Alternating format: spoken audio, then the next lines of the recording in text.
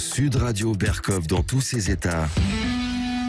Le face-à-face. Et maintenant, jusqu'à 14h, nous sommes avec Caroline Eliatchev, pédopsychiatre et co-auteur avec Céline Masson de La fabrique de l'enfant transgenre aux éditions de l'Observatoire. Un vaste sujet. Non seulement un vaste sujet, mais c'est un livre choc. C'est un livre... D'ailleurs, je suis très heureux de recevoir Caroline Eliatchev. Merci. Et c'est un livre vraiment qui arrive à son heure. Et je dois dire que tout le monde doit le lire, ce livre. Vraiment.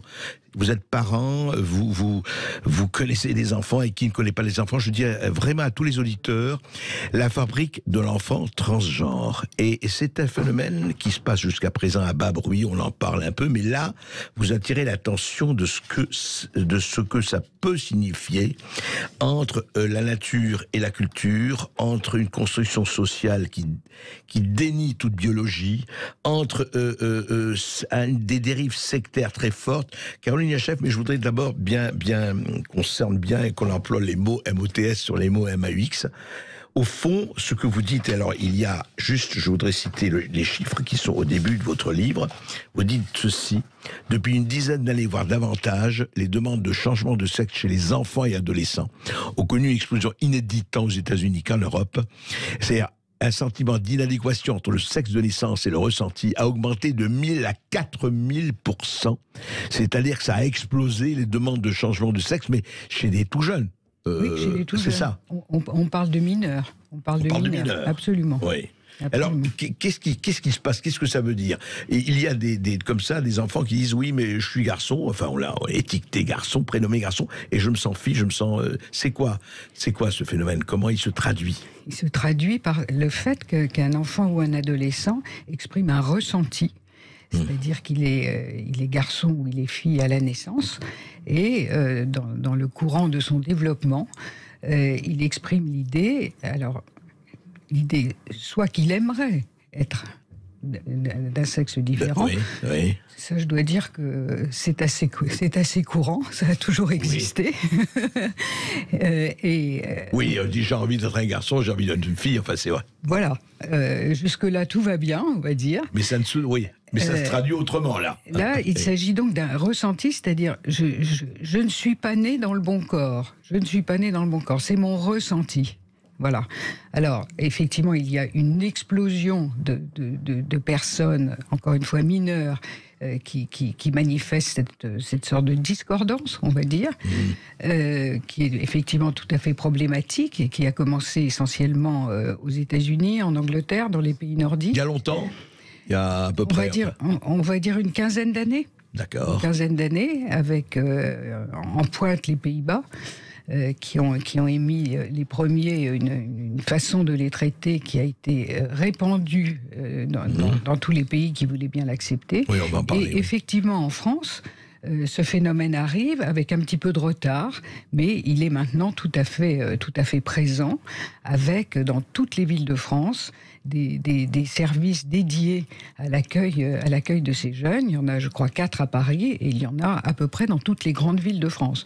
Donc on voit que c'est pas souterrain. Alors justement, ces services-là, Caroline Eliatchev, c'est là où on passe d'un côté, il y a une transition qualitative, enfin même assez choquante, enfin à mon avis, on va en parler, mais ces services, alors ce n'est pas seulement que vous avez un ressenti, vous dites tiens, je souhaiterais être fille ou garçon, mais on va vous donner les armes et les moyens médicaux pour que vous changiez littéralement physiquement de sexe, quoi. Exactement. Alors, si vous voulez, ce qui est très problématique, c'est la réponse encore une fois, que ces enfants et ces adolescents, ils ont le droit d'exprimer ce qu'ils veulent. Bien sûr. Le problème, c'est la réponse qui leur est apportée.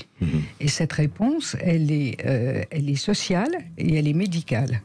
Je vais commencer par la réponse médicale, où un certain nombre de services qui se disent transaffirmatifs admettent que puisqu'un enfant ressent qu'il veut être un garçon ou une fille alors qu'il ne l'est pas, oui, eh bien, on va l'accompagner et adhérer à ce désir et entamer avec lui un traitement médical, bloqueur de puberté, hormones antagonistes. Hormones, ah oui. Voilà, donc carrément, on passe au traitement médical, quoi. On passe trop rapidement, beaucoup trop rapidement, à un traitement médical qui est tout à fait... D'abord, où il n'y a pas de preuve scientifique de son innocuité, loin de là, où les effets secondaires sont bien connus, et où on engage quelqu'un de très jeune dans... on fait, c'est ce que nous disons dans le livre, d'une personne saine, un patient à vie.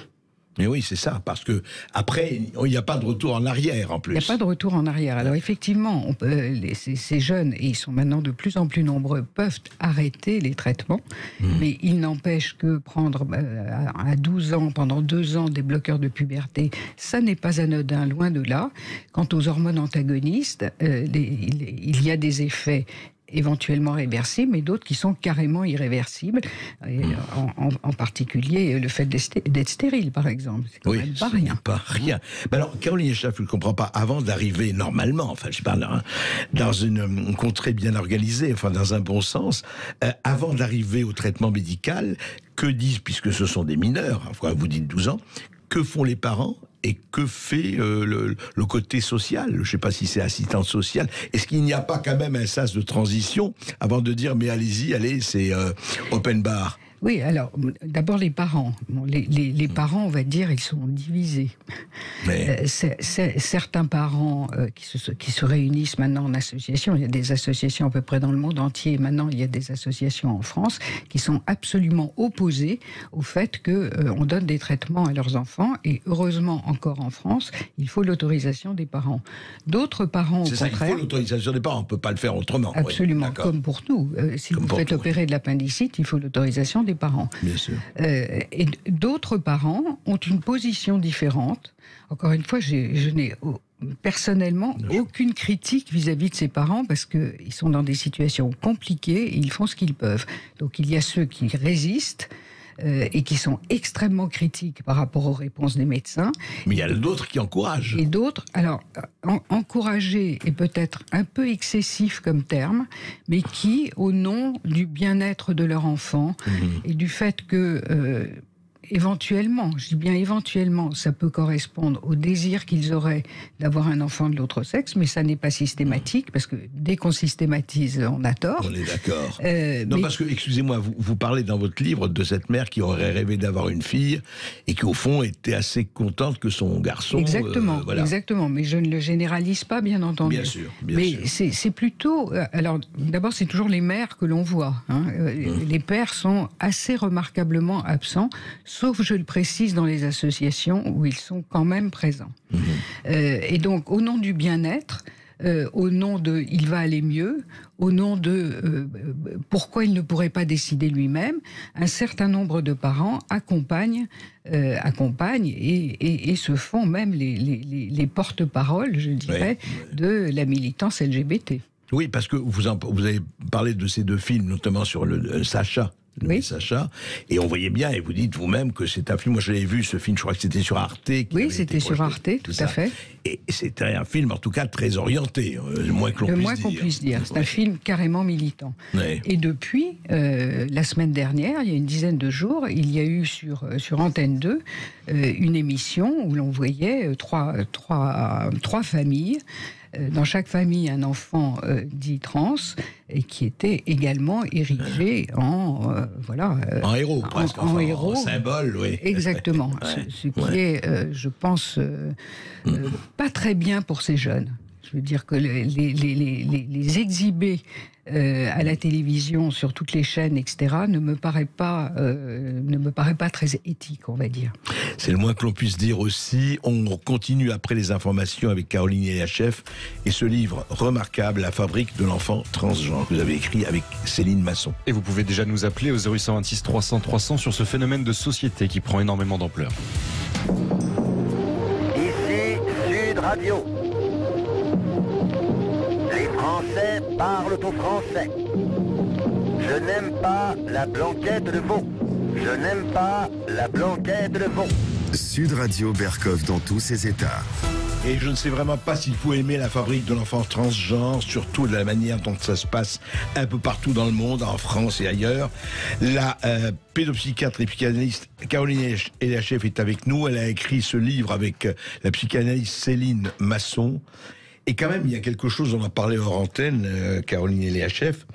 Il y a qu'aujourd'hui, il y a des instituts aux États-Unis, peut-être pas encore en France, heureusement, mais enfin, ça va venir, où il y a des enfants de 2 ans déjà qui sont, je dirais peut-être pas traités, mais envisagés, en tout cas, on regarde la perspective transgenre chez des enfants de 2 à 3 ans.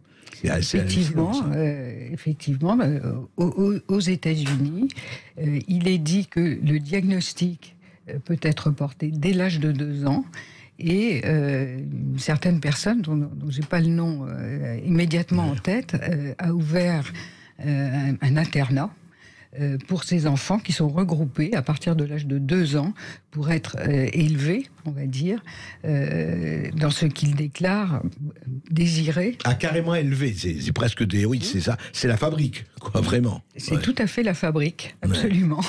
Ouais. Ça n'existe pas en France, je précise. Oui, enfin, ça ne veut pas dire que ça n'existera pas un jour. Absolument, mais pour le moment, ça n'est pas le cas. D'accord. Donc, oui, on se demande qui devrait être interné dans ces cas-là. Hein.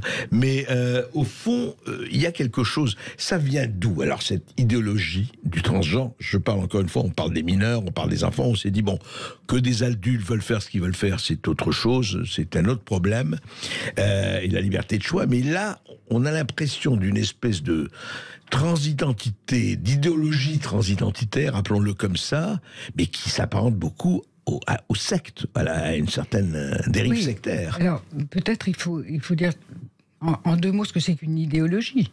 Une idéologie, d'abord, ce sont des mots, donc ça passe par le langage.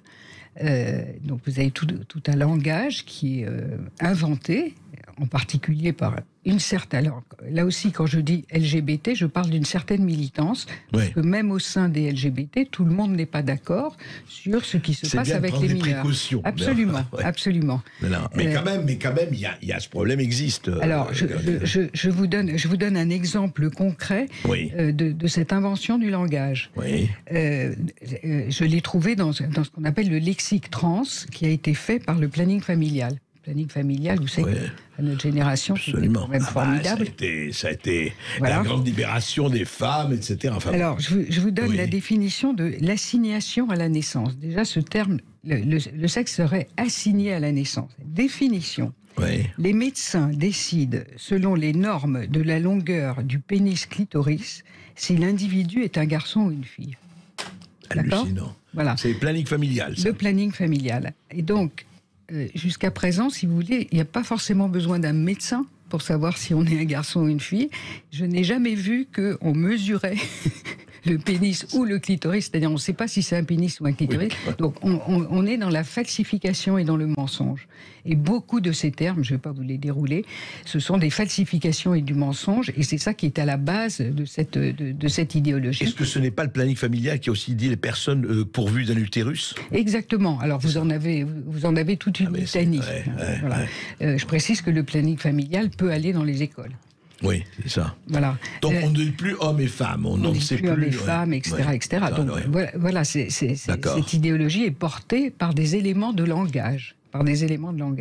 Et en particulier, l'idée selon laquelle la binarité, c'est-à-dire il y a 2 sexes, serait une oppression, car tout est oppression. La puberté serait une oppression, donc on est opprimé par ces hormones. Les enfants sont opprimés par leurs parents, ils ne peuvent pas faire ce qu'ils veulent.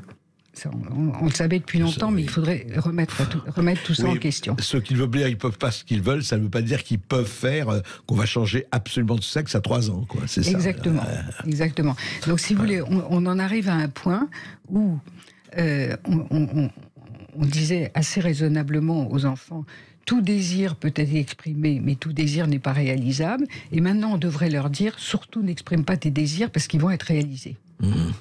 Et justement, vous faisiez d'ailleurs quelque chose, dans votre livre, vous en parlez, Caroline Eliachev, quelque chose, c'est que les anorexiques qui se disent obèses, mais c'est un fantasme. Et c'est la même chose là. Enfin, je m'imagine déjà en femme ou en homme ou en garçon. Alors, l'idée par rapport aux anorexiques, c'était d'illustrer la folie de la réponse de la société. C'est ça. Quand vous avez un jeune qui se drogue, ou une jeune, parce que c'est principalement les filles, qui est anorexique, le jeune qui se drogue se dit j'ai absolument besoin de ma drogue, je ne peux pas vivre sans.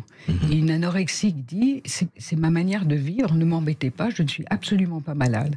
Est-ce que la société leur répond aux garçons éventuellement qui se droguent en lui apportant de la drogue, ou à l'anorexique qui se plaint d'être trop grosse, est-ce qu'on va lui faire une liposuction? Voilà. Aujourd'hui, un jeune qui se ressent d'un genre différent de son sexe, on lui dit mais oui mon chéri, on va accéder à ton désir.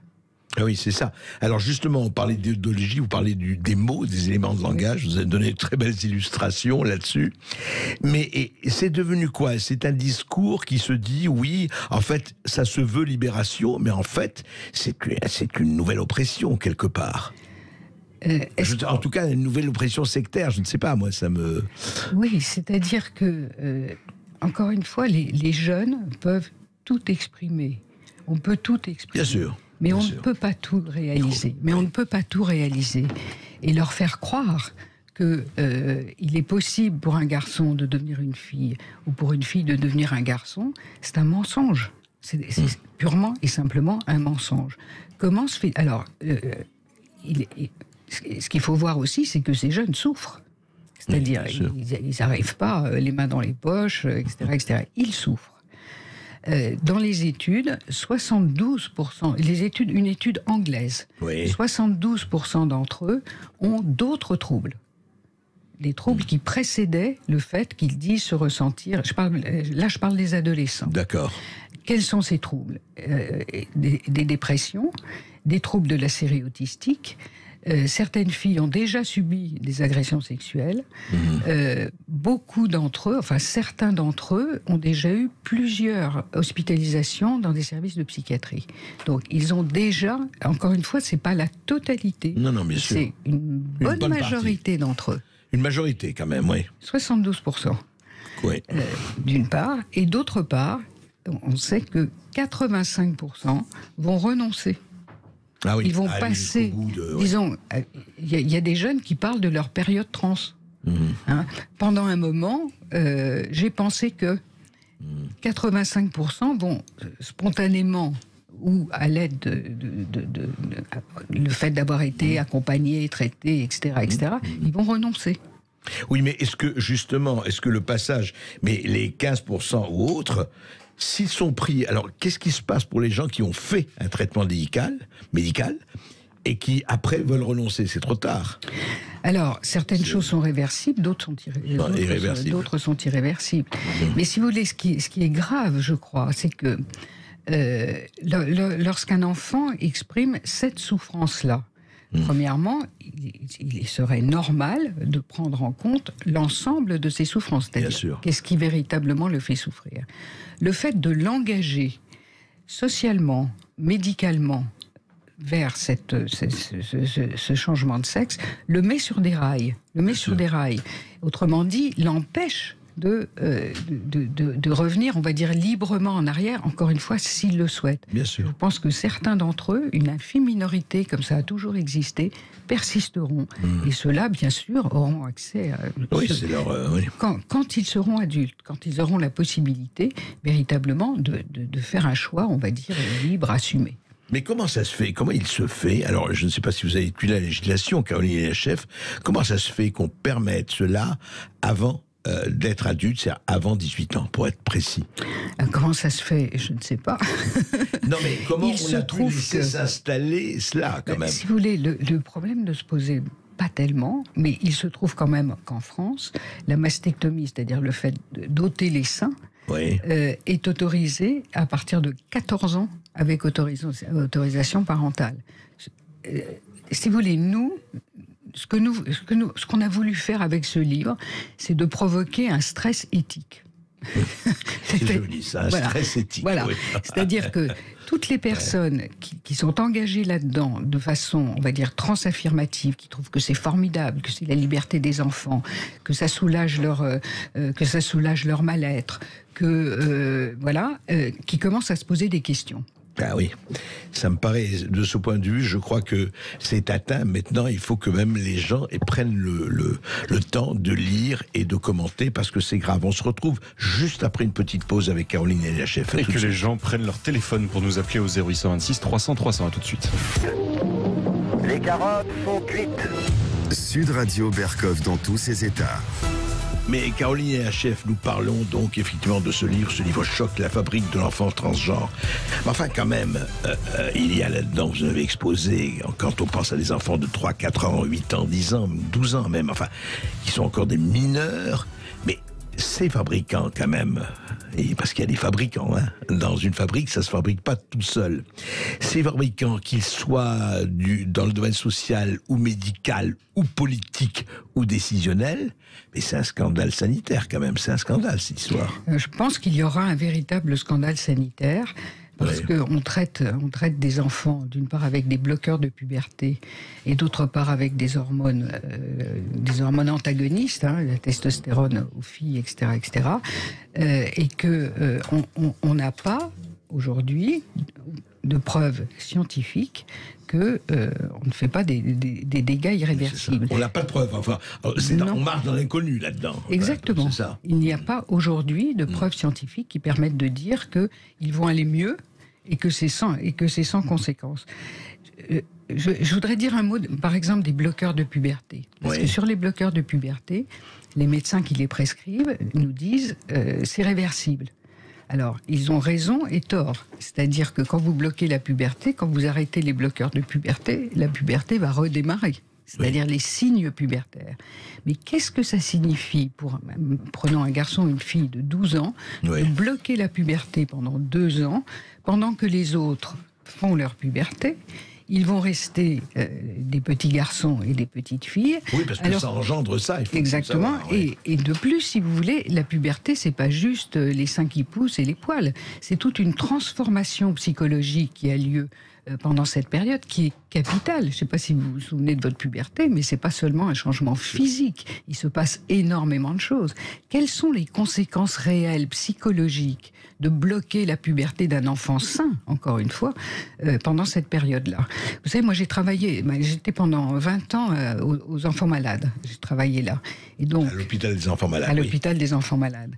Les bloqueurs de puberté avaient tout à fait leur utilité pour principalement des filles qui faisaient ce qu'on appelle des pubertés précoces. Ce sont des petites filles qui, à 8 ans, commencent leur puberté, ce qui est effectivement un choc psychologique et physique qui ne doit pas avoir lieu. C'est pour ces personnes-là qu'on utilisait les bloqueurs de puberté. C'est pas du tout pour des enfants sains qui disent « moi je voudrais changer de sexe ». Ça. Voilà. Et qui disent, comme on disait quand on était gosse à 4 ans ou 5 ans, pour une fille je voudrais épouser mon père ou je voudrais épouser ma mère pour un gosse. C'est pas pour ça qu'ils vont le faire. Enfin, et là c'est un peu ça, quoi. Exactement. Si un garçon dit « je veux me marier avec maman », on va lui dire « mais oui mon chéri, on verra ». On verra plus tard. Même pas, allons-y. Oui, on peut le faire, on a des instituts pour ça d'ailleurs. Alors, vous avez, Caroline Hachef, vous avez parlé d'une communication très récente de l'Académie de médecine. Absolument, j'en ai pris connaissance ce matin et je dois dire que Céline et moi, nous en étions absolument enchantés. Parce que l'Académie, je vous lis juste 3 phrases. Allez-y. Il s'agit donc d'un communiqué de l'Académie nationale de médecine qui a été adopté, je précise quand même, par 59 voix pour, 20 voix contre et 13 abstentions. Donc ça n'est pas à l'unanimité, je le précise quand même. Et ils disent, face à une demande de soins pour ce motif, donc demande de changement, il est essentiel d'assurer un accompagnement médical et psychologique, mais aussi des enfants et de leurs parents, d'autant qu'il n'existe aucun test permettant de distinguer une dysphorie de genre structurelle d'une dysphorie transitoire de l'adolescence. De plus, le risque de surestimation diagnostique est réel, comme en atteste le nombre croissant de jeunes adultes transgenres qui souhaitent détransitionner. Il convient donc de prolonger autant que faire se peut la phase de prise en charge psychologique. Ah oui. Voilà, on est très Prenons contents. un peu de précaution, enfin. Enfin, exactement. Alors, rappelez juste, qu'est-ce que c'est que la dysphorie du genre, exactement? La dysphorie du genre, c'est un ressenti. C'est ça, c'est un que, ressenti. voilà, Ouais. vous êtes non pas assigné à un sexe à la naissance, mais la personne qui vous a vu naître dit tiens, c'est un garçon et c'est une fille. Et à un moment, vous dites mais non, j'ai été assigné garçon ou Assigné, fille, oui. mais Presque à résidence, quoi. mais je ne me ressens pas garçon ou fille. Alors, je dois vous dire aussi qu'il y a des personnes qui se ressentent chat, jaguar, éléphant, etc. Exactement. Voilà. Hein. Et Alors, il n'y a pas des cliniques pour les transformer en chat, jaguar ou en éléphant. Enfin, pas juste pour le ici. moment. Ouais. Mais si vous voulez, le problème, c'est pas seulement de se ressentir, c'est que les personnes de votre entourage y adhèrent. C'est-à-dire non seulement vous vous ressentez, mais vous exigez d'être reconnu à l'école, par la société et par les médecins. Au nom de votre ressenti, vous devez être reconnu comme tel. Je comprends. Voilà. D'accord. Et c'est ça qui est en train de se passer, et ça, incontestablement, il y a une dérive. D'ailleurs, est-ce que ce n'est pas un peu, sans faire de généralisation et sans faire d'approximation ou d'amalgame, mais est-ce que c'est par hasard que c'est sorti depuis 15 ans avec la woke, la cancel culture et compagnie? Écoutez, c'est quand même. Enfin, il y a des points de convergence absolument évidents, Ouais. en particulier l'idée que tout est oppression. Que les enfants sont opprimés par leurs parents et par la société et par leur puberté. Oui, il y a des points communs. L'autre point commun essentiel, c'est que si vous ne pensez pas comme eux, vous êtes exclu. Oui, c'est ça. D'abord, vous êtes à la droite d'Adolf Hitler, vous êtes un réactionnaire fasciste. Exactement. Bon. Mais dites-moi, sur le fond, quand même, toute cette histoire, on revient toujours à il n'y a pas de nature, il n'y a que de la culture, et effectivement, une culture de l'oppression, comme vous dites. C'est quoi? C'est un désir biologique, c'est quoi, en fait, l'idée? C'est qu'on dit, écoutez, abolissons toute différence, abolissons tout genre, enfin tout ça, c'est-à-dire, on a l'impression que le social, enfin le social au sens oppressif, etc. du terme, devient l'alpha et l'oméga de tout. C'est-à-dire l'idée de mettre à la poubelle, on va dire, la binarité, joue dans cette affaire-là. Mais si vous voulez, d'une certaine manière, la binarité, c'est comme la Terre est ronde. Ben oui. Maintenant, oui. je veux dire, quand on vous dit, quelqu'un qui vous dit la Terre est pas ronde, vous dites bon, ça va quoi, ça fait quand même un moment qu'on le sait. Mais la binarité, voilà, on était assis dessus, si je puis dire. C'est pas très fun de démontrer la binarité. En revanche, raconter qu'on est bi, trans, etc., ça devient comme une aventure. Oui, une aventure et une forme de progressisme. Ouais. Alors que la binarité... Mais est-ce que ça ne traduit pas quand même, Caroline, vous le dites dans votre livre, une haine de l'humain? Est-ce qu'il n'y a pas une haine là-dedans? Au final, ouais. C'est-à-dire, c'est une haine des limites de l'humain. C'est ça. L'humain est limité. L'humain est sexué, l'humain est faillible, l'humain est mortel. Et dénier tout ça, par exemple, le fait que l'humain est mortel avec le transhumanisme, il y a aussi un lien avec le transhumanisme, exact, oui. Effectivement, relève, je pense, d'une haine de l'humain, dans ses limites. Oui, c'est ça. Ne plus accepter que l'humain... Comment on n'est pas immortel, c'est un scandale. Voilà, exactement. C'est une oppression. On ne peut pas choisir entre étant un homme, une femme, etc. quand je veux, où je veux. Voilà. Et si vous voulez, un homme ou une femme peuvent choisir énormément de choses. Déjà pas mal. Oui. D'abord, quand on dit les femmes, il y a énormément de façons d'être femme. Bien sûr. Et donc déjà, il n'y a pas tellement de limites. Et alors, dans le fantasme, il n'y en a aucune. Vous pouvez faire beaucoup de choses. Pas sûr. Tout non plus, parce qu'il y a des choses... Mais ça reste du domaine du fantasme, mais on peut imaginer, vivre l'imagination. Voilà. Voilà. Non, c'est très intéressant. On va continuer à parler avec les auditeurs de Sud Radio, justement, et je vous assure que personne d'entre nous n'est transphobe, je vous promets. Hein. On n'est pas transphobe, je vous assure. Et vous nous appelez jusqu'à 14h, que ce soit pour témoigner ou pour poser vos questions à Caroline Eliatchev. Ici Sud Radio. Les Français Français parlent au français. Je n'aime pas la blanquette de veau. Je n'aime pas la blanquette de veau. Sud Radio Berkov dans tous ses états. Jusqu'à 14h sur Sud Radio, vous prenez la parole au 0826 300 300 et nous sommes avec Elodie qui nous appelle de Bretagne et qui a un témoignage à nous faire. Bonjour Elodie. Bonjour Elodie. Bonjour. Bonjour tout le monde. Oui.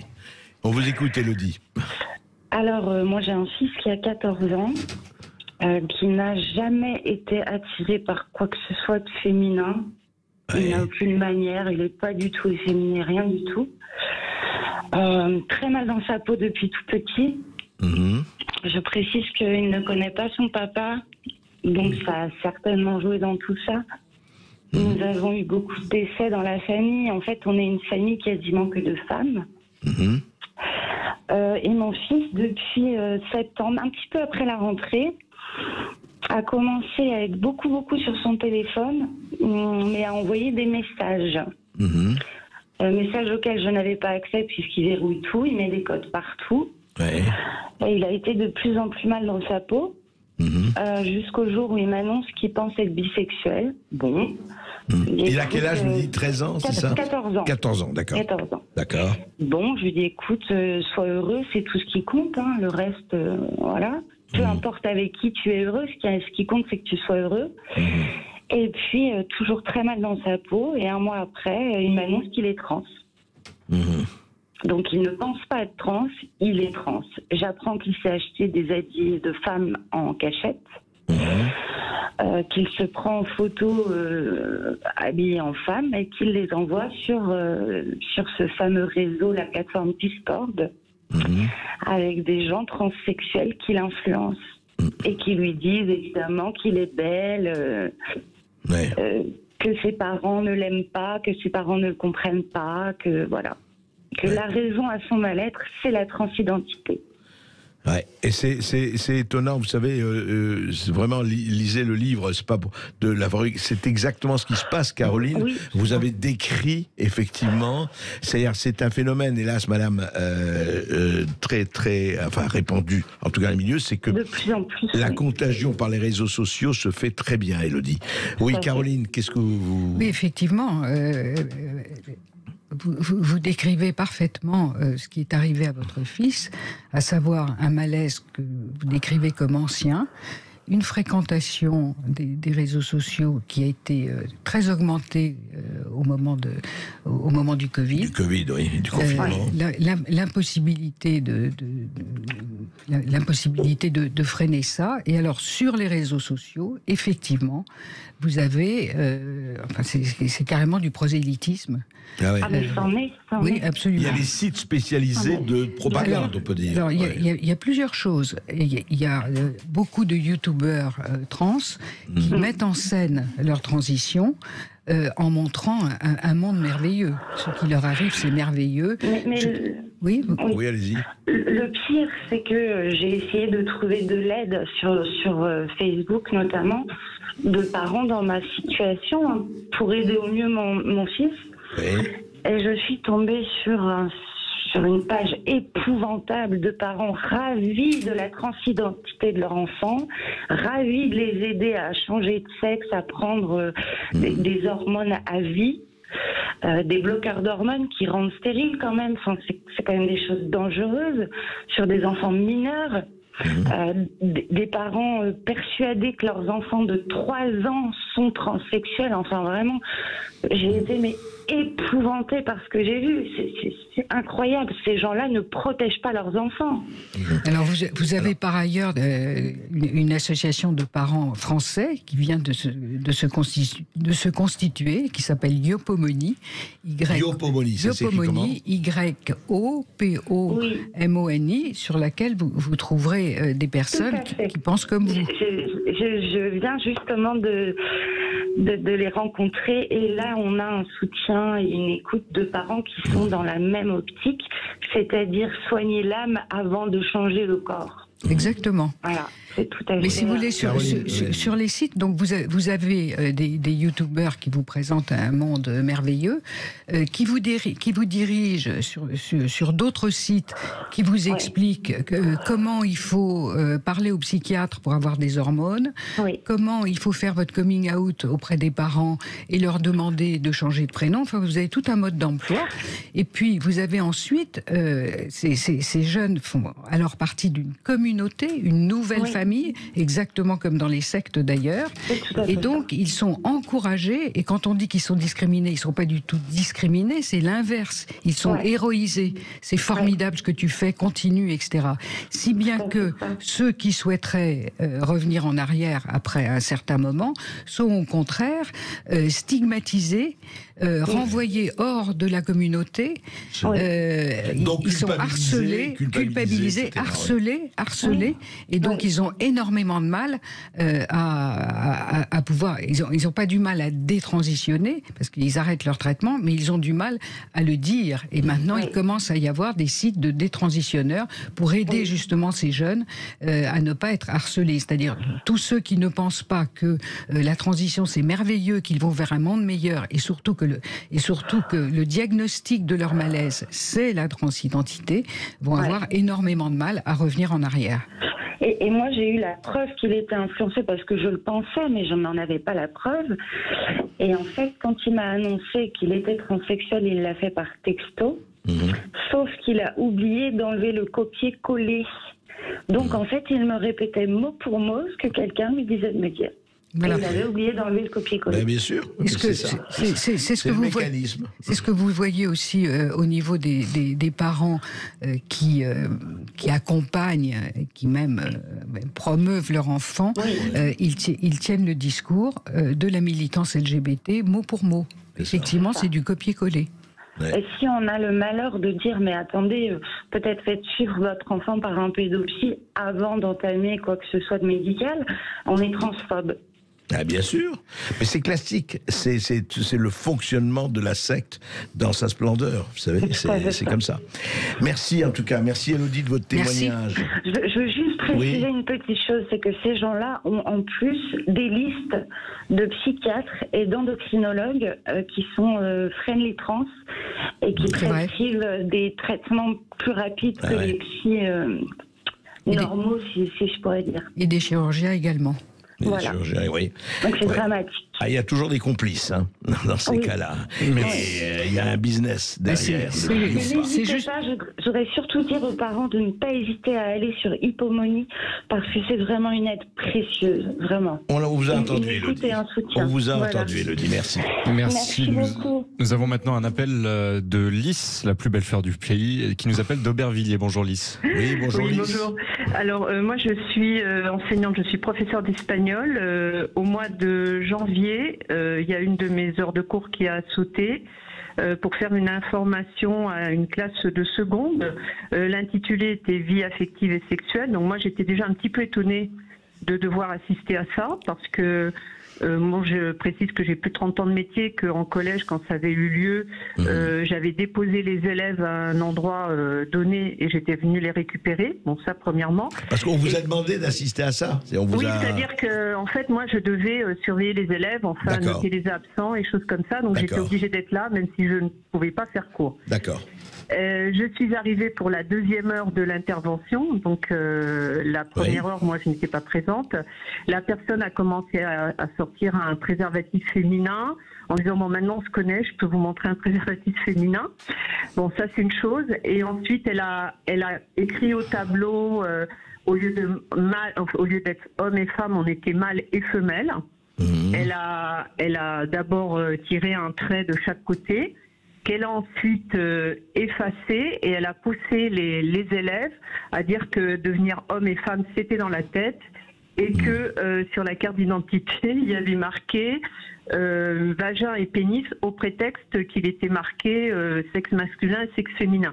Donc là je suis intervenue en disant mais il n'y a pas écrit vagin et pénis, donc elle a fait comme si elle ne m'avait pas entendu. Et elle a continué son... Élève de seconde, vous dites, c'est une cour de seconde. C'est des élèves de seconde qui ont donc 15-16 ans à peu près. D'accord. Et bon voilà, alors moi après j'ai fini par en parler à la classe elle-même en disant bon sur le ton de l'humour. J'en ai parlé à d'autres classes en disant que quand même c'était un peu particulier, et certains élèves d'une autre classe de seconde que j'ai, un élève m'a dit moi je suis pas venu parce que je me doutais que ça allait être ça. Donc voilà, enfin c'était, et ça émanait d'une association qui s'appelle CRIPS, qui à la base a été créée contre le sida. Donc voilà, moi j'en ai pas parlé à ma direction parce que je ne sais pas sur quel pied danser, mais j'ai un peu débriefé auprès des élèves sur le ton de l'humour en disant je ne savais pas qu'on était des mâles et des femelles. Enfin voilà, mais ça m'a quand même choquée parce que j'entends vos émissions depuis un moment. Et je trouvais jusque-là que vous exagériez. Et quand je me suis trouvée confrontée à ça... vous voyez, non, on n'exagère pas, Je me suis rendu compte que non. Voilà, vous savez, le réel, il frappe toujours à la porte à un moment donné. Caroline, je voudrais revenir à ça. Est-ce que franchement, aujourd'hui, alors justement, dans les écoles, sans généraliser quand même, il y a beaucoup d'interventions de ce genre, alors, etc. Madame pose un problème extrêmement important, sur lequel d'ailleurs nous avons fait une tribune, qui est la question de l'éducation sexuelle à l'école. Là, vous parlez déjà de garçons et de filles qui ont 15-16 ans, mais ça commence beaucoup plus tôt et avec des programmes aujourd'hui qui sont extrêmement choquants. Ah bon, par exemple écoutez, alors l'exemple que donne Madame est déjà très parlant.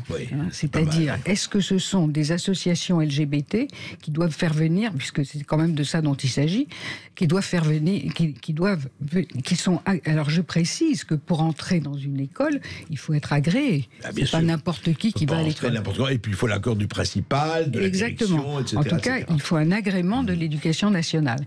Et donc, il serait normal que l'éducation nationale revoie un petit peu, non pas les associations, mais le contenu de ce que ces associations vont raconter aux élèves. Il y a toute une mouvance qui consiste à dire que les enfants, les enfants de maternelle, doivent être enseignés avant même de poser des questions. Ce qui est en train de se passer est extrêmement grave. C'est-à-dire que d'un côté, on lutte, et c'est tout à fait normal, contre la pornographie, avec les inconvénients majeurs que la pornographie apporte aux jeunes, qui voient ça trop tôt, etc., etc. Ce que l'on fait comme une certaine forme d'éducation sexuelle à l'école a exactement les mêmes inconvénients. C'est-à-dire une intrusion traumatique pour des enfants petits, qui n'a évidemment pas lieu d'être à l'école, mais pas non plus en famille. Bien sûr. Mais alors, Caroline, quand vous dites que ça commence beaucoup plus tôt, ça commence vers quel... 3 ans, maternelle. 3 ans maternelle, il y a aujourd'hui des cours... Alors, il y a des tutoriels, il y a des tutoriels sur Internet dont peuvent se servir les enseignants, qui sont proprement stupéfiants. Il faut aller les voir, c'est proprement stupéfiant, et qui sont l'explication de la masturbation, etc., etc. À 3 ans, 4 ans. À des enfants qui ne savent pas encore comment on fait des enfants, je précise. Voilà. Et c'est véritablement, encore une fois, c'est l'équivalent. Le traumatisme que ça peut apporter est l'équivalent de ce qu'on connaît parfaitement aujourd'hui sur la vision de films pornographiques pour des jeunes qui n'ont pas encore accès à la sexualité. Voilà. Moi, si vous voulez, j'en viens à penser que quand on disait rien aux enfants ou qu'on leur disait qu'ils naissaient dans les choux, finalement, c'était pas plus mal. Au moins, il y avait quelque chose à découvrir. Non, mais c'était pas les préserver. Il y avait quelque chose à découvrir parce qu'ils sentaient bien que c'était pas tout à fait vrai. Et donc, effectivement, ça éveillait leur curiosité. Mais laissons-les être curieux. Bien sûr. Sauf qu'aujourd'hui, avec les réseaux sociaux, pas les réseaux sociaux, mais enfin, très difficile. Est-ce que je pourrais ajouter quelque chose ? Oui, je voudrais préciser que l'association n'est pas une association LGBT, c'est le CRIPS. Et oui, mais elle est infiltrée. Je suis désolée, elle est infiltrée. Oui, parce que j'ai échangé avec mes collègues et les interventions n'ont pas été les mêmes suivant le. Alors ça dépend de la personne qui est là. Exactement. Et cette personne peut faire ce qu'elle veut. Ça veut dire que dans les associations les plus légitimes, puisqu'il s'agissait, comme vous l'avez dit précédemment, d'informer sur les risques du sida, il y a des militants LGBT qui infiltrent l'ensemble des associations et pas seulement les associations. On se retrouve dans un instant. Vous continuez à nous appeler au 0826 300 300 jusqu'à 14h. Les Français parlent au français. Les carottes sont cuites. Les carottes sont cuites. Sud Radio Berkov dans tous ses états. Et direction la très belle région ardéchoise avec Cyril qui nous appelle. Bonjour Cyril. Oui, bonjour Cyril. Bonjour à tous. Merci pour votre résistance. Merci à vous. Donc voilà, ça me touche personnellement puisque ma fille qui a pas encore 15 ans, elle va avoir 15 ans le 25 de ce mois, a commencé un traitement hormonal il y a à peu près 3 mois après avoir vu quelques fois le psychiatre de sa mère. Et je voudrais intervenir sur 2 fabricants. Donc il y a la culture pour ma fille et je me suis rendu compte sur un forum de discussion, c'est les mangas, Jojo, le cosplay. Et il y a un autre fabricant, c'est la justice, puisque je crois qu'il y a une loi qui sanctionne les parents qui s'opposeraient à cette transformation. Et dernièrement, je voudrais faire une remarque sur la secte en question, puisque je crois qu'au fond c'est ça. On sacrifie la nature, y compris humaine, pour le dieu pognon. Est-ce que vous croyez qu'au fond, il y a une histoire de rentabilité là-dessus et de business, ce qui me paraît effectivement assez logique quelque part. Votre fille a manifesté depuis quand son désir de changer de sexe, Cyril? Elle s'est scarifiée pendant la période du premier confinement. Oui, elle s'est scarifiée, oui, d'accord, il y a eu beaucoup. Avant, il n'y avait pas de signe de ça. D'accord. Caroline, encore un témoignage. Oui, quand vous dites une histoire d'argent, les laboratoires sont tout à fait intéressés par des personnes qui devraient prendre des hormones toute leur vie. Il n'y a que pour quelques maladies. Effectivement, si vous êtes diabétique, vous allez prendre des médicaments toute votre vie. Bien sûr. Il est tout à fait normal que la société les prenne en charge. On a menti à ma fille. Je pense que c'est le psychiatre, parce qu'elle m'a dit mais t'inquiète pas, le traitement hormonal c'est réversible. Et mon père, qui était ophtalmologiste, a joint ce psychiatre et il m'a dit la même chose. Donc je pense que le mensonge vient de ce psychiatre. Absolument. Alors sur les hormones mâles pour les filles, en imaginant que votre fille arrête, serait irréversible sa voix. Elle aura toute sa vie une voix grave. Des poils. Et éventuellement sera stérile. Donc c'est pas le traitement hormonal n'est pas irréversible, c'est faux. Et que le psychiatre s'engage au bout de 2 ou 3 rendez-vous à donner une autorisation. Je pense que grâce, je l'espère, à l'Académie de médecine et je l'espère à la Haute Autorité de Santé, ça sera bientôt interdit. En tout cas, c'est ce que nous souhaitons. On a affaire à de nouvelles normes, des normes contre nature.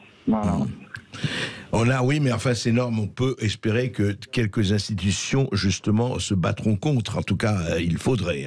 Merci Cyril pour votre témoignage. Nous sommes maintenant avec Séverine qui nous appelle de la région Rhône-Alpes. Bonjour Séverine. Oui, Séverine, bonjour. Oui, bonjour à tous les deux. Merci de me prendre à l'antenne. Donc moi je suis un peu dans le cas du monsieur précédent, c'est-à-dire que ma fille a 15 ans, donc elle n'a pas de traitement. Par contre, elle souhaite changer de sexe et devenir un garçon. Et avec son père, on a l'impression que c'est plutôt l'expression d'un mal-être. Et on pense qu'elle imagine que si elle devenait un garçon, tous ses problèmes s'arrêteraient. Et notre difficulté, c'est de trouver un pédopsychiatre qui puisse la recevoir et essayer de gérer ses problèmes et éventuellement l'accompagner si sa décision se confirme. Alors effectivement, l'idée que ces jeunes ressentent un malaise, elle est évidemment exacte. Et le mensonge, c'est que en changeant de sexe, tout va être résolu. Alors, ce qu'on voit, si vous voulez, un adolescent qui fait une pression d'enfer pour obtenir des hormones et qui les obtient, je ne sais pas, quand vous désirez très fortement quelque chose et que vous l'avez, vous êtes content. Simplement, ça ne dure pas. Ça ne dure pas. Et on manque énormément d'études à moyen terme et à long terme sur les effets. Sur les effets de ces traitements qui, encore une fois, ne sont pas tous réversibles, loin de là, et qui ont des effets secondaires très graves.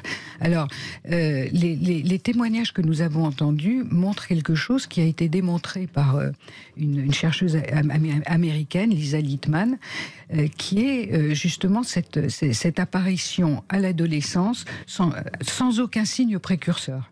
Oui. C'est-à-dire tout d'un coup... oui, sans malaise, sans quoi que ce soit, maladie ou autre. Non, enfin, sans le fait qu'auparavant, le garçon ou la fille ait exprimé quoi que ce soit qui a à voir avec ça. Oui.